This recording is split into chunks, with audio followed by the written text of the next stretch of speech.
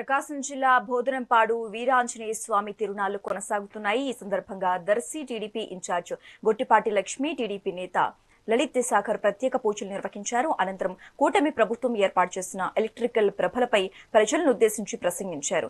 అయితే కూటమి ప్రభుత్వ హయాంలో అన్ని వర్గాలు ఆనందంగా ఉన్నాయని టీడీపీ నేతలు తెలిపారు.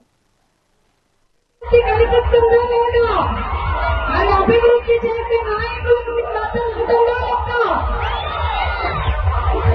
ప్రభుత్వం గౌరవ ముఖ్యమంత్రి చంద్రబాబు నాయుడు గారు విద్యనున్న నాయకుడు ముందుకు నడిపిస్తున్నారు.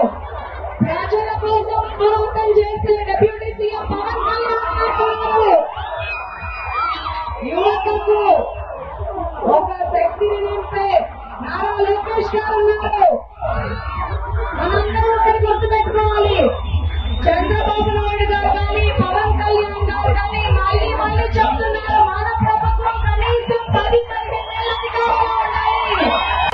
ఇంకా చేయాల్సింది చాలా ఉంది, చేసే బాధ్యత నాది. మీ అందరి ఆశీస్సులు ఆదరణతో నేను ముందుకెళ్తాను.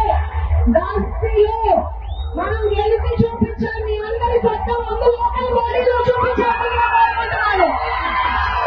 అందరూ కార్యక్రమాన్ని ఎంజాయ్ చేసి జాగ్రత్తగా ఇంటికి వెళ్ళండి. జై కూటమి ప్రభుత్వం. ఈ ప్రోగ్రామ్ ఆర్గనైజ్ చేసిన అందరికీ కూడా ధన్యవాదాలు. అభివృద్ధి కనిపిస్తుందో లేదో, మరి అభివృద్ధి చేసే నాయకులకు మీ మద్దతు ఉంటుందో లేదో